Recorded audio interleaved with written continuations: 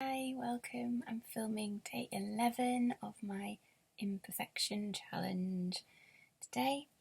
I am getting a day behind now. It's the 12th when I'm filming, but I think that's life, isn't it? So I'm a little out of sync, but I'm just going to go with it. So day 11 published on the 12th.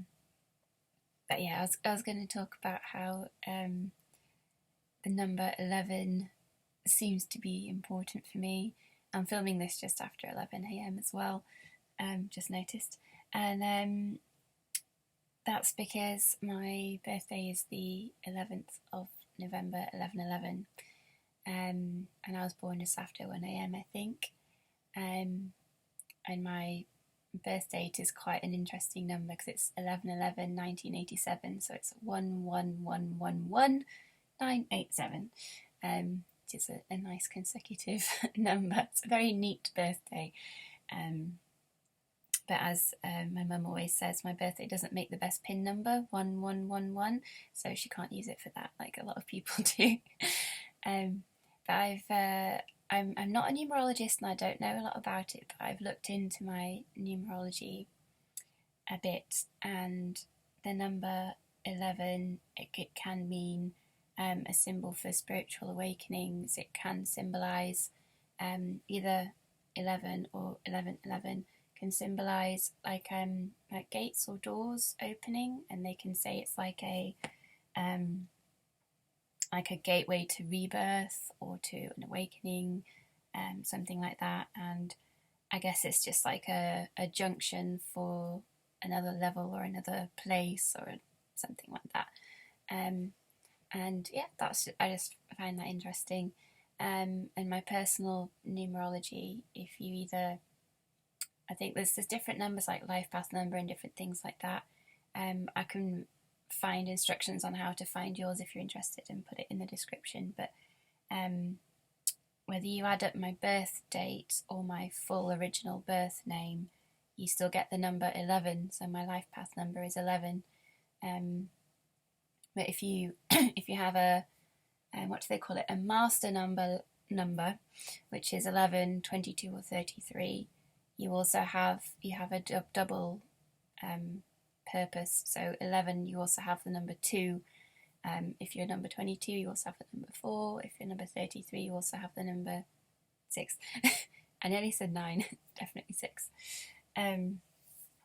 So there's like a dual purpose thing, and 2 is a lot about partnerships and relationships and, couples twos, and things like that. So I have the gateway one and the couples one. Yeah, and they're just interesting. If you're interested in looking at yours, I would have a glance. It's just interesting to kind of find things like this, and sometimes you read them and you go, wow, it's like this, the person who wrote this seems to know me. But yeah, there's all these things are just patterns in the universe. So if you're this way, it just points that maybe there was a certain pattern in the rest of the universe at the time you were born that gave you this life path number or whatever other number in numerology. Yeah, it's just interesting. And I have a little thing that I wanted to say after this, but just as a little junction into that, I've just kind of noticed I'm actually getting quite a bit more interaction on my channel at the time I'm filming this. I just wanted to say thank you.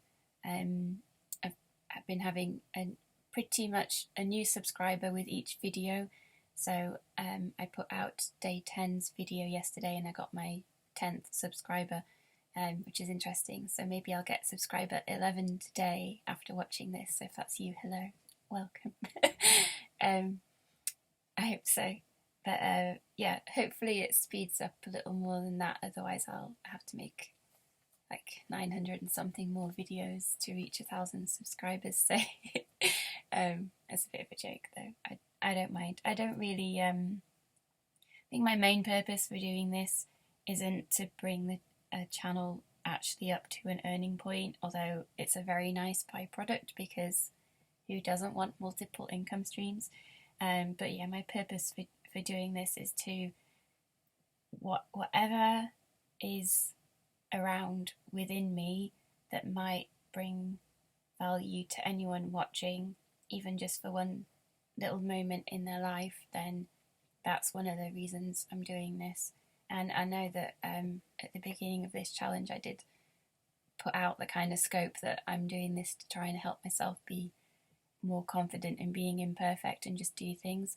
But if in me getting over that hurdle, it's so that I can actually provide something, whatever it is that people need. But yeah, I've had some really lovely feedback in the comments, and thank you.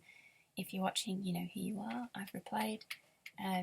Thank you very much. And yeah, it's just really nice to connect with people in this new way. It's new for me to be on this side and not the person watching and the person commenting. It's really nice to put something out that it builds a different, it's on the same platform, but it's building kind of a new community on this channel as opposed to the communities I'm kind of in with other smaller channels as well.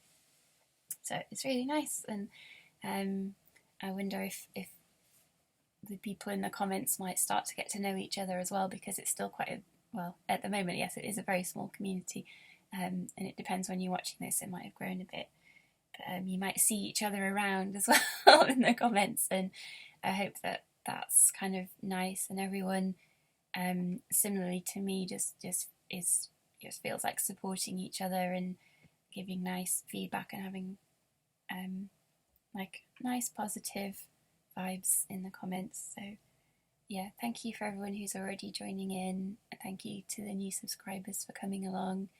Yeah, and I hope I'm providing whatever you need. If you want to give any constructive feedback, that's also welcome. Polite, please. Kind, gentle. Yeah, that's welcome as well. And I can, I'm here to learn a lot as well as whatever I'm providing for you guys. It's for me as well. Yeah. So yeah, but I think I mentioned before, I have some books, some notes that I've been making over the last few years or so, and I dug out one of my older books that started in 2018, and it actually says book 1 on it, because I realised after I got to the end of this one, I probably should just have something to keep them in order. But yeah, I was just glancing through it. There's loads of pages of stuff, and a lot of it is my musings as I kind of, maybe I'll wake up in the morning, or maybe I'm falling asleep and I've got that bit of spare time and some things coming up. But some of it's just things I've learned actually from YouTube channels or from tarot readings. It's kind of like, I guess it's a bit of, I'm pulling cat hairs off of it. Oh no, terrible, they get everywhere. It's because I've got a lot of tape in the book, and it the cat hairs like to join in. So this particular passage I liked, and I think I did write it in 2018 or maybe 2019, so it's a little bit maybe it wouldn't be phrased exactly how I'd say it now, but it's nice to read out the original and the authentic thing as I thought it. And I think coming back to this phrase and others in here have been really supportive for me as a reminder for myself. But it's kind of about being a pioneer of how you want the world to be and leading that energy. That's the essence of what I tried to put down here. So I'll just read it out, and then maybe I'll have some reflections on it after. So it's just like a flow of writing. It's not a poem or anything, this one. But it does have a title, Be the Change You Want to See. And it goes, if you see people hurting, miserable, fighting, you can't control whether they stop or not, but you can authentically live in the way you can show love and peace and inspire the same in them. When they have lived a life of trauma or pain, they may not know how to be another way, to break the cycle, but once they see your example, they see it can be done and how you're doing it. they may become more hopeful that they can heal and with time change the patterns and move towards peace. Oh, it's just nice and simple and concise, isn't it? Not like me usually, it's normally rambles, I tell you. I think that was just a little inspired moment that I had. I didn't date it either. I did write something above that I've stuck over. Is that dated? No. I do that as well. If something I've written seems a bit out of date, put something over it that resonates with me more now as part of my growing. But it's all washi tape, I think it's called, that peels up. That kind of so I can still look underneath. So the other thing still exists. It's, yeah, the day before when I wrote something was the 28th of December 2018. So it really might have been like right at the beginning of 2019, maybe. I don't know. I haven't. In my other books later on, I've been better at dating things, just so that I can kind of see what kind of order I went through. Yeah, but it was a lovely little piece, that, wasn't it? And it is about, I think when I wrote this, I was thinking about when I've been in really hard times and living in like everything around me seeming to be difficult and not knowing it could be better, but I've probably come through and seen other people's examples of how things can be better. And certainly I've known as I've moved around in life, like moved to a new place, moved to a new job, and come into a different feel, different environment, and then being able to, like, if I see myself as kind of here and the people around me as maybe sort of here, and then I move into an environment where they're here, I find it easier to come up to meet them. And these people have shown me what's possible and given me an example of what I can move up to. And I think in that realization, I knew that I wanted, whenever I was able to, you know, heal something and move forward and be more positive, or just staying in my natural but my good self, my not hurting self. You know, it's like that. I came up with this ages ago, but then I realised other people say it. It's just hurt people. And not every hurt person really actively hurts people. I know when I'm hurting, I'm really, really guarded. I really try not to hurt other people. But a lot of people, they don't have the awareness of when they're hurting, that they just sort of, it's like they don't know it's there, so they just sort of like leak the negative energy around. Like they're not aware that they could work on that or anything like that.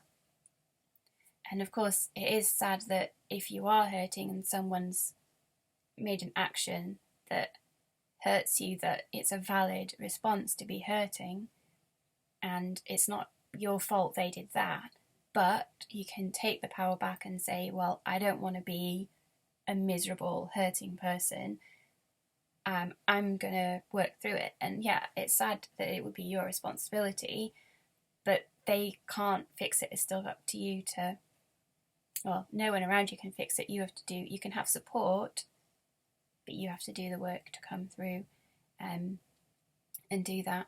And if you've come through a certain level and you can be an example to other people and be like, hey, I had all this go down. Oh, it was horrible and it wasn't a good moment, but I've been through all sorts of things, and people around me, the universe around me, people on YouTube, people wherever, and the earth itself and animals and everything have supported me through and shown me the higher kind of vibration that I could reach.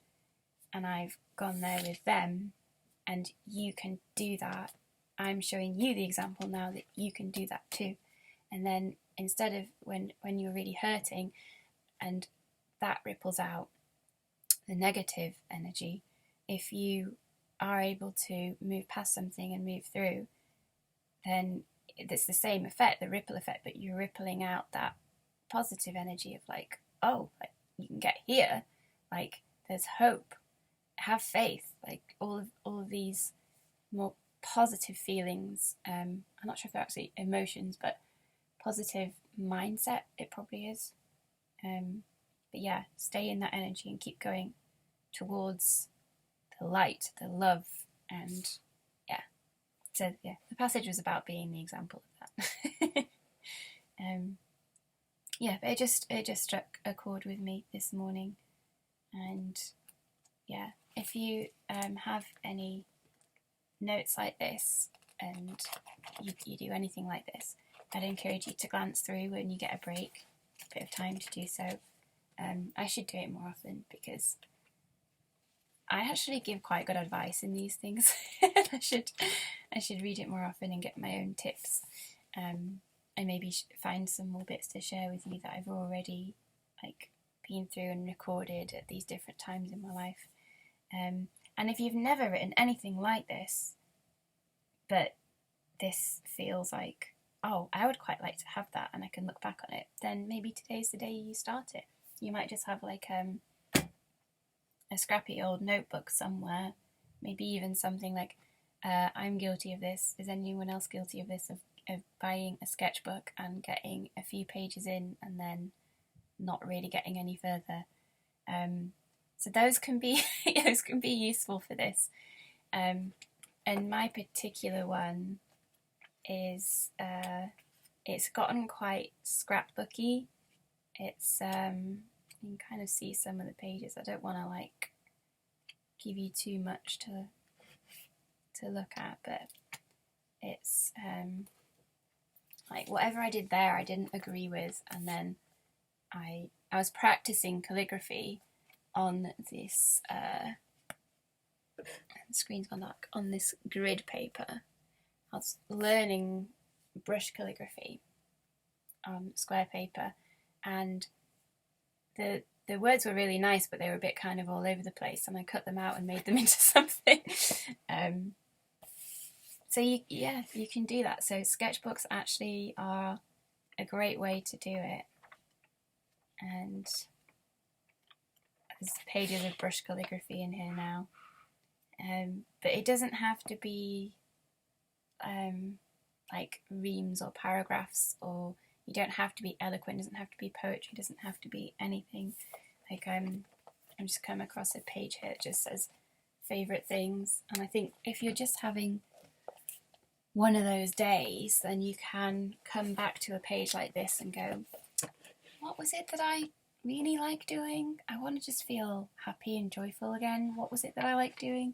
And then you go, oh, I like dancing, you know. And you can just do that in your room. You don't even have to find a class or anything.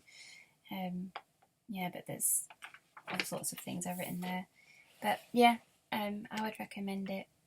And I'll wrap it there because I'm trying to keep this video as one of the shorter ones. But yeah, I'll see you around in the next video. And yeah, thank you for the new subscriptions, the comments and everything. Please feel free to keep interacting if you'd like. Suggestions welcome, anything like that. And yeah, I'll see you soon, or you'll see me soon. Bye, take care.